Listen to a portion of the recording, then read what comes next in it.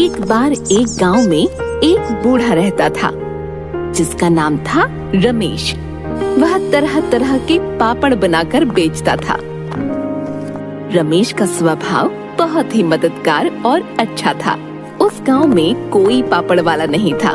कुछ ही दिनों में रमेश का व्यापार बढ़ने लगा और कुछ दिनों बाद उसने अपने घर के बाहर एक नई दुकान लगाई, जहां से वह पापड़ बेचने लगा।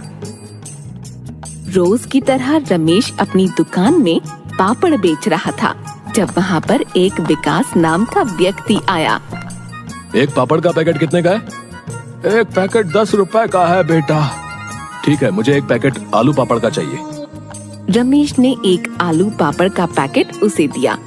विकास ने रमेश को 20 रुपए दिए और रमेश ने 20 रुपए अपने गल्ले में रखे और रमेश ने विकास को 10 रुपए वापस किए। विकास ने देखा रमेश का गल्ला पैसों से भरा है।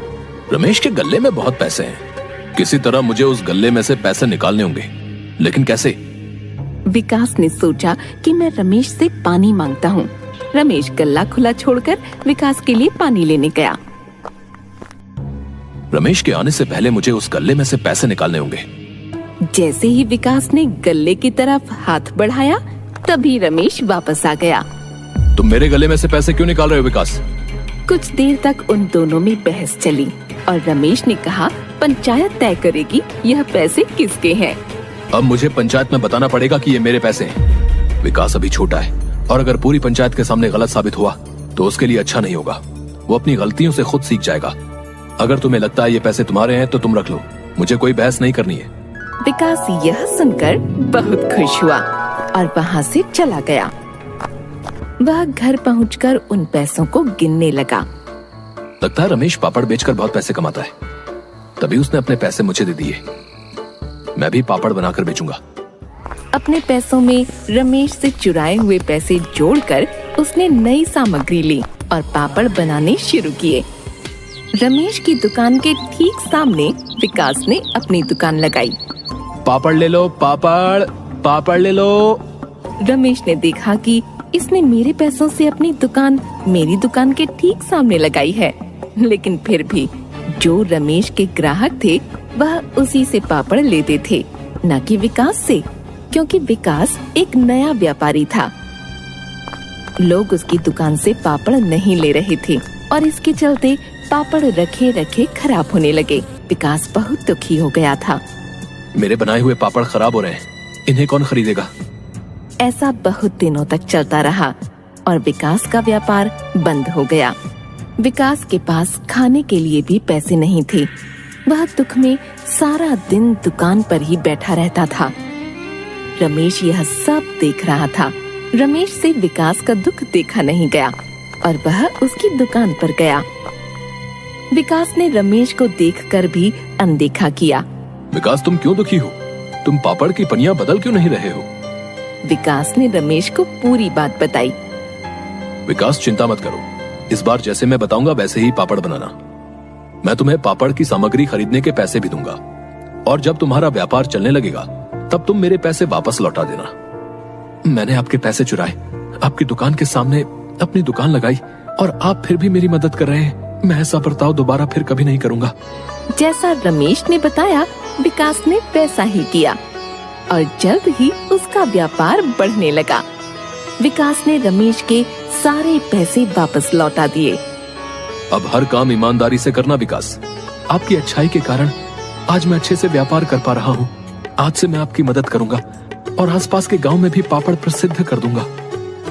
रमेश ने विकास की बात मानी और पापड़ आसपास के गांव में बहुत प्रसिद्ध हुए। इससे उन दोनों को बहुत फायदा हुआ और वे दोनों हंसी खुशी रहने लगे। एक गांव में रमेश नाम का लड़का रहता था। उसे चित्र बनाने का बहुत ज्यादा शौक था। वो जमीन पर नुकीली पेंसिल से चित्र बनाता रहता था। उसके पास कागज और पेंसिल खरीदने के पैसे नहीं थे। वो हमेशा सोचता था कि अगर मेरे पास पेंसिल होती तो मैं कितने सुंदर चित्र बनाता। वो छड़ी से हमेशा चित्र बनाता रहता है। एक दिन जब चित्र बना रहा था तो उसे एक बूढ़ी औरत मिली। उसने रमेश को एक जादुई पेंसिल दी। इससे तुम हमेशा चित्र बनाकर गरीबों की मदद करना, और तुम्हें अगर मेरी जरूरत पड़े तो इसी पेंसिल से मुझे बुला लेना। ये कहकर वो बूढ़ी औरत गायब हो गई। रमेश बहुत खुश हुआ और उसने पेंसिल से जमीन पर एक सेब का चित्र बनाया। वाह, क्या छड़ी है! अचानक ही वो सेब असली हो गया। फिर उसने एक बिल्ली का चित्र बनाया और देखते ही देखते वो भी असली बिल्ली बन गई। ये क्या? ये तो एक जादुई पेंसिल है। बहुत बहुत शुक्रिया बूढ़ी अम्मा, आपकी ये बात मैं हमेशा याद रखूंगा। अब रमेश ने फलों की टोकरी बनाई और वो भी देखते देखते असली बन गई। और उसने गांव के बच्चों के लिए कपड़े, किताबें, अनाज आदि चीजें बनाई। देखते देखते सबका सब सामान असली बन गया। रमेश गरीब किसानों को जो भी चाहिए होता था बना कर दे देता था। गांव के लोग रमेश से बहुत ही खुश थे, क्योंकि वो गांव के गरीब लोगों की सहायता करता था। ये खबर राजा के कानों तक पहुंची। राजा ने रमेश को बुलाने का आदेश दिया और राजा ने रमेश से कहा, पहले तुम सोने से भरा एक घड़ा बना दो और ये पेंसिल मेरे हवाले कर दो। महाराज, आपके पास बहुत धन है। मैं केवल गरीबों के लिए चित्र बनाकर उनकी मदद करता हूँ।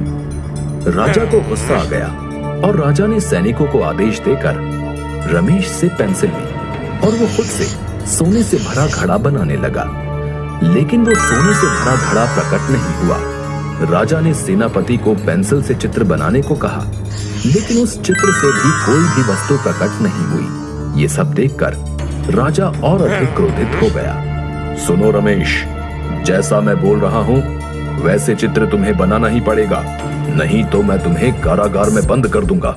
रमेश मन ही मन में सोचने लगा, अगर वो राजा की आज्ञा का पालन नहीं करेगा तो राजा उसे कारागार में बंद कर देगा, तो वो गरीब लोगों की मदद नहीं कर पाएगा।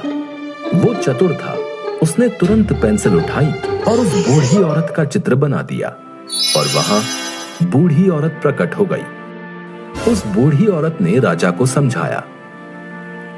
प्रणाम महाराज, सच कहूं तो आपके पास धन की कोई कमी नहीं है, लेकिन वाकई में जो गरीब है रमेश, उनके लिए ढेर सारी खुशियां लाने का काम कर रहा है। आपने उससे ये पेंसिल छीन ली, लेकिन ये आपकी इच्छा अनुसार कोई काम नहीं कर पाई और न ही किसी और के हाथों से उस चित्र में जान आएगी। रमेश के काम के प्रति लगन और उसकी ईमानदारी देख के ही उसे ये पेंसिल मिली है। राजा को अपनी गलती का एहसास हो गया और राजा ने रमेश और बूढ़ी औरत से माफी मांगी और फिर बूढ़ी औरत वहां से गायब हो गई। राजा ने रमेश का सम्मान किया। मिट्टी की दीवार पर लगी विष्णु भगवान की फोटो को प्रणाम करने के बाद, बहू, हम दोनों के लिए कुछ है तो खाना लगा दो। आज भी खिचड़ी ही बनाई है, घर में ज्यादा कुछ है नहीं। आते हुए कुछ हो पाए तो सब्जी लेते आना। ठीक है, कोशिश करूंगा। पिता और बेटा मिट्टी के फर्श पर खाने के लिए बैठते हैं और बहू दोनों को थाली में खिचड़ी परोसती है। पिता हाथ जोड़कर प्रणाम करते हुए, पता नहीं नारायण हम पे कब प्रसन्न होंगे और हमारी गरीबी दूर होगी। विष्णु लोक में शेषनाग पर बैठे भगवान विष्णु और माता लक्ष्मी मंद मंद मुस्कुराते हुए, नारद मुनि हाथ में वीणा लिए भगवान विष्णु के पास बढ़ते हुए, नारायण नारायण, हे प्रभु, ये परिवार वर्षों से आपकी पूजा करता आया है, आप इनके दुख दूर क्यों नहीं करते? कितने दुखी हैं बेचारे। भगवान विष्णु मुस्कुराते हुए, हे नारद, ऐसा इसलिए क्योंकि ये अभी इसके लिए तैयार नहीं है। यदि मैंने अभी इनके सामर्थ्य से अधिक दिया तो ये स्वयं को नुकसान पहुंचाएंगे या दूसरों को। जब ये तैयार होंगे इन्हें इनकी परेशानियों से मुक्ति अवश्य मिलेगी। नारायण नारायण, प्रभु, मैं भी आपका भक्त हूं और ये भी आपके भक्त हैं। इस कारण मैं इनका कष्ट देख नहीं पा रहा। यदि आप अनुमति दें तो मैं इनकी सहायता करना चाहता हूं। भगवान विष्णु मुस्कुराते हुए, यदि आपकी ये इच्छा है तो अवश्य करें। भगवान विष्णु और माता लक्ष्मी एक दूसरे को देखते हुए मंद मंद मुस्कुराते हैं। नारद मुनि झोपड़ी के दरवाजे पे साधु वेश में, नारायण नारायण, घर पे कोई है? जी बाबा, क्या सेवा करूं? कुछ भोजन के लिए है तो दे दो। घर में कुछ खाने को नहीं है बाबा, आप आशीर्वाद दें कि हमारा घर भरा रहे ताकि हम आपको दान दे पाएं। पुत्री, कल सुबह तुम अपने पूरे परिवार के साथ सूरज निकलते समय गांव की नदी में खड़े होकर एक एक इच्छा बोलना। तुम्हारे परिवार के तीनों सदस्यों की एक एक इच्छा पूरी होगी। धन्यवाद बाबा, आपकी जय हो, आपकी जय हो, आप महान हैं। अजी सुनते हो, हमारे सारे दुख कल दूर हो जाएंगे। खाना वाना छोड़ो, जल्दी सो जाते हैं, कल जल्दी उठकर नदी जाना है। बाबूजी को भी बता दो। बेटे दरवाजे पर बैठे बाबूजी की कान में, क्या तुम सच कह रहे हो? हाँ बाबूजी, ये सच है। अच्छा ठीक है, फिर चलो सो जाते हैं। तीनों नदी में सूर्य देव को प्रणाम करते हुए, हे ईश्वर, मैं चाहती हूँ कि मैं राजकुमारी बन जाऊं। और वो राजकुमारी बन जाती है, सुंदर कपड़े और जेवर पहने हुए।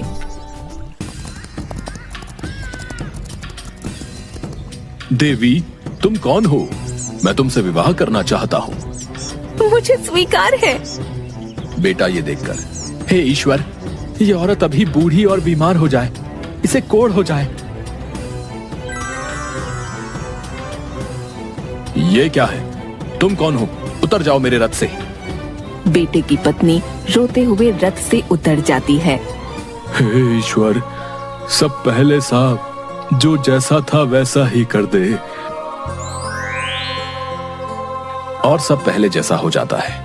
आकाश से नारद मुनि ये सब देखकर मुस्कुराते हुए, नारायण नारायण,